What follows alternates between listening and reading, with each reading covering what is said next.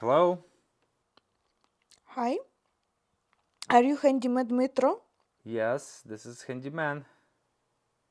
May I help you? Mm, I don't speak English very good, and I have a problem in my house.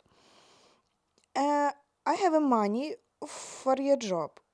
Can you come to me and solve my problem with the walls? Yes, I think I'm gonna be able to help you with that.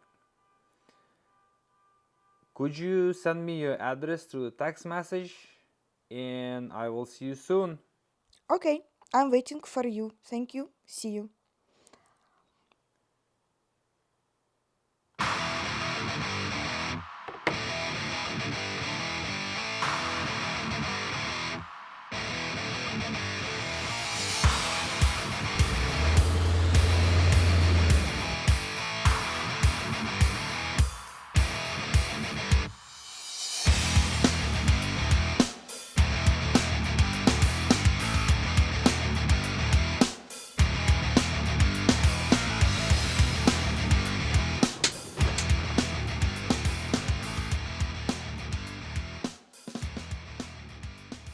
This picture here, please.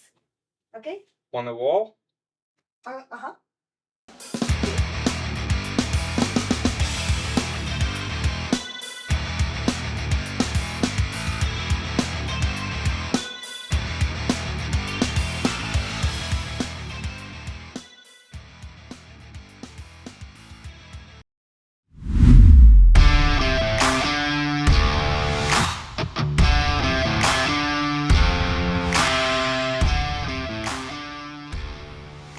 Such a good job, Metro. Thank you.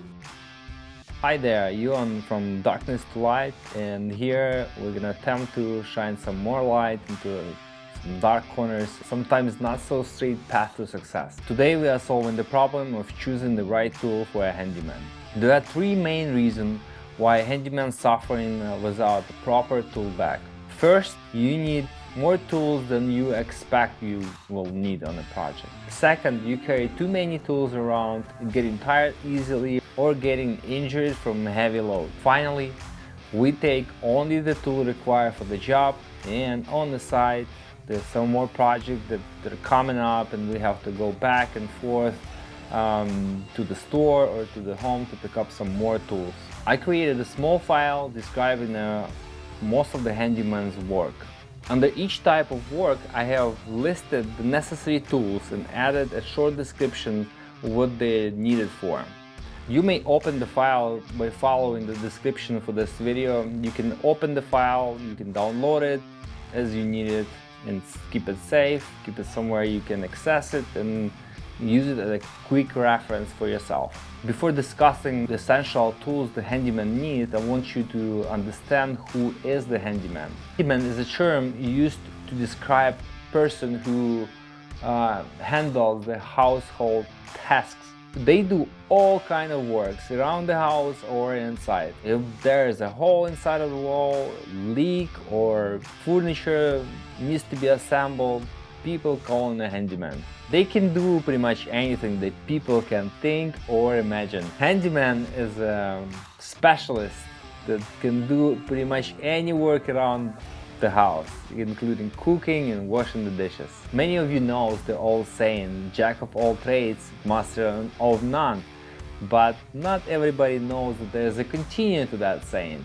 Jack of all trades, master of none, but often is better than master of one. Many of the people work with a handyman instead of narrow focused specialist because they intend to make the project right. Handyman's character often resonates with kind and friendly neighbor who lives right around the corner. Moreover, he can easily price the remodel if you have many projects in it. I'm not even talking about saving tons of time from lack of research, finding the right professionals and tons of trades. But that's a whole another story, and it's not even related to today's video. There are 15 most common problems around the house that you could be asked to deal with. A new, almost specific list of tools is required for each type of work. Eventually, the experienced handyman will acquire all of the items on this list, and sometimes even more. The basic set of tools is much shorter, and it is what you see on the screen right now. Before discussing the list of essential tools, I need to talk about a tool bag. It is just the simplest way to keep your tools in order and carry them around. Whether you work as a handyman or not, you need a solid container or tool bag for your tools. Some of my buddies carry their tools in their backpack. Backpacks are comfortable to carry around, but they're usually equipped with a ziplock, which makes it harder to access the tools. One option is to take the tool bag on a utility cart rather than carry all this weight yourself. I'm pretty sure that most of the manufacturers have modular system that often comes on the wheels. Modular tool bags is a good business investment. It helps to keep the tools organized and bring everything you need in your set to the job site in a short notice. Also, storing it outside in a truck bed is easier since they are often an option for a lock. That way you may empty the inside of the car and trunk for more groceries. This is especially relevant for those like myself who have the vehicle for all life needs, not only work. The tool belt is helpful on a big project to keep those tools and materials handy no matter where you go. On this belt there could be a pack of screws, screwdrivers, duct tape, masking tape, ruler, knife, insulator, wires, multi-tool, or anything else is needed to be at your hand reach immediately. Another container that you might need is the container for your expendables. For example, screws or nails. Okay guys, if you have choose your tool bag already, let's get started with packing it up with basic handyman tools. You will need a hammer. You will need 3 screwdrivers, long Phillips, multi with interchangeable heads, and long flat one for driving or removing screws. Tape measure, level, 2 adjustable wrenches, turning nuts and bolts. Pipe tape. Teflon tape is used to seal threaded pipes connection. Multimeter, and it used to check current in the wire or resistance or shortages. Electrician tape. Electrician tape insulates electrical connections.